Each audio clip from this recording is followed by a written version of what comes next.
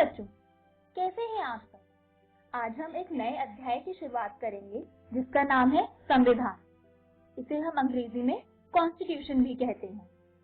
इस अध्याय में हम संविधान और उसके विभिन्न आयामों को जानेंगे।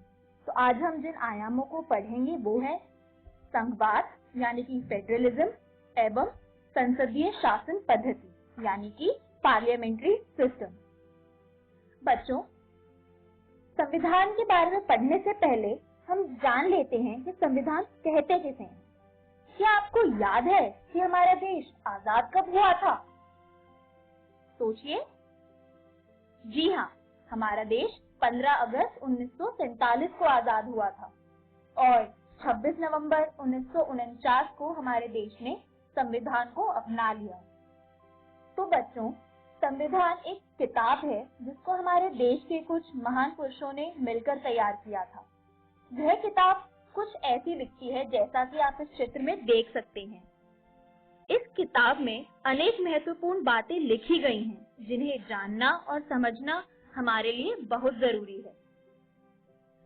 बच्चों, क्या आप जानते हैं कि हमें संविधान की आवश्यकता क्यों हुई? जब हमारा देश आजाद हुआ उस समय अंग्रेजों के बनाए कठोर कानूनों को हटाने के लिए संविधान की आवश्यकता थी, क्योंकि अंग्रेजों के समय आम लोगों की सरकार में कोई भी सहभागिता नहीं थी, जिस वजह से आम इंसान पर बहुत अत्याचार किए गए। इन्हीं अत्याचारों को खत्म करने के लिए एक संविधान लाया गया जिसमें हर नागरिक को समानता तथा सरकार में सहभागिता दी गई। अब हम यह जानते हैं कि संघवाद क्या होता है। अभी हमने जाना कि संविधान क्या होता है और संविधान का पहला आयाम है संघवाद। तो संघवाद का अर्थ है एक से ज्यादा स्तर की सरकारें। हमारे देश में बच्चों 3 स्तर की सरकारें होती हैं। पहले स्तर पर होती है केंद्र सरकार जो पूरे देश पर शासन करती है। उसके बाद हर राज्य में एक सरकार होती है, जैसे कि हमारे झारखंड राज्य में भी राज्य सरकार है। उसके बाद आती है स्थानीय स्तर की सरकार, जैसे कि आप जानते हैं कि हमारे गोड्डा डिस्ट्रिक्ट में भी स्थानीय सरकार है। तो यहाँ हमने पढ़ा संघवाद के बारे में। तो अब चलिए आगे बढ़ते हैं। संविधान में लिखा है कि कानून बनाने का अधिकार सिर्फ केंद्र और राज्य सरकारों को है। लेकिन आप बताइए कि क्या सभी विषयों पर दोनों सरकारें कानून बना सकती हैं? नहीं बच्चों, ऐसा नहीं है। संविधान में एक सूची बनी है जिसके आधार पर संघ एवं राज्य दोनों ही सरकारों को कुछ विषयों पर कानून बनाने का अधिकार है। संघ सूची में दिए गए विषयों पर केंद्र सरकार कानून बनाती है और इसी प्रकार राज्य सूची में दिए विषयों पर राज्य सरकार कानून बनाती है। कुछ विषय ऐसे भी हैं जिन पर कानून बनाने का अधिकार केंद्र एवं राज्य दोनों ही सरकारों को है।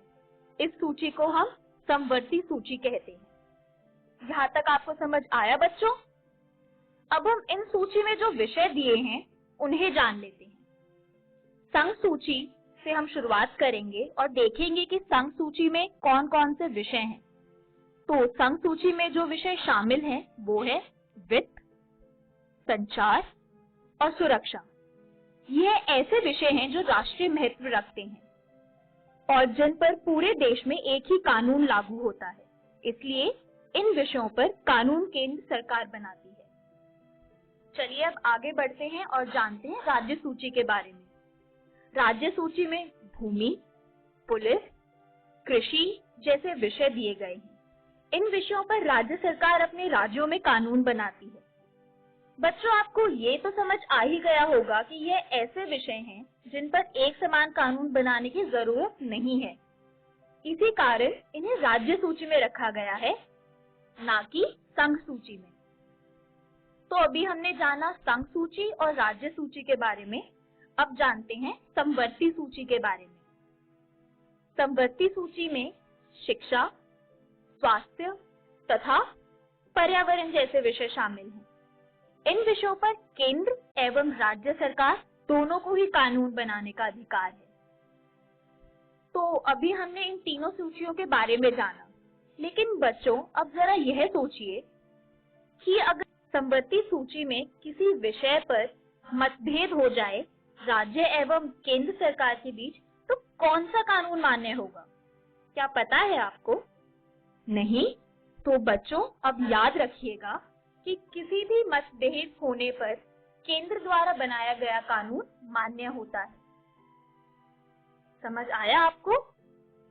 तो इसके साथ हम आगे बढ़ते हैं और संविधान के अगले आयाम को जानते हैं, जो है संसदीय शासन पद्धति। संसदीय शासन पद्धति की दो महत्वपूर्ण इकाइयां हैं, व्यवस्थापिका और कार्यपालिका। चलिए इन दोनों के बारे में जानते हैं। बच्चों, क्या आप जानते हैं कि संसद क्या होता है और वहां लोगों की नियुक्ति कैसे होती है?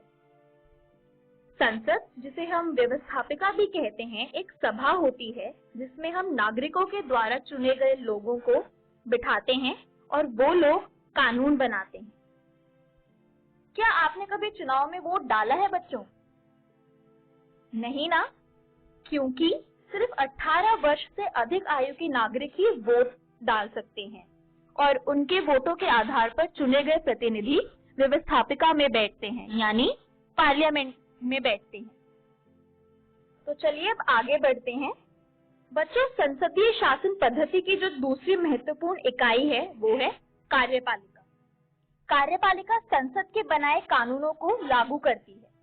प्रशासन को चलाने की जिम्मेदारी कार्यपालिका की ही होती है। आपको यह जो तस्वीर दिख रही है वह प्रधानमंत्री का दफ्तर है, जिसे हम प्राइम मिनिस्टर ऑफिस भी बोलते हैं, जहाँ पर कार्यपालिका में नियुक्त लोग बैठते हैं। संसदीय शासन पद्धति में कार्यपालिका का संवैधानिक अध्यक्ष कौन होता है? क्या आपको पता है? वह है राष्ट्रपति। लेकिन वास्तविक शक्ति मंत्रिमंडल के हाथ में होती है और मंत्रिमंडल का अध्यक्ष होता है प्रधानमंत्री। क्या आपको पता है कि अभी हमारे देश के राष्ट्रपति और प्रधानमंत्री कौन हैं? जी हाँ, हमारे देश के राष्ट्रपति श्री रामनाथ कोविंद हैं और प्रधानमंत्री श्री नरेंद्र मोदी जी हैं। तो अब देखते हैं कि आज के इस वीडियो में हमने क्या पढ़ा। इस वीडियो में हमने जाना कि संविधान किसे कहते हैं, संघवाद क्या होता है और उसकी 3 प्रकार की सूचियों के बारे में जाना। इसके अलावा हमने जाना कि संसदीय शासन पद्धति किसे कहते हैं और इसके महत्वपूर्ण इकाइयों को भी हमने जाना। आशा करती हूँ कि बच्चों, आज के वीडियो में पढ़ाए गए विषय आपको समझ आए होंगे। अगली कक्षा में हम संविधान के अन्य आयामों को जानेंगे। धन्यवाद।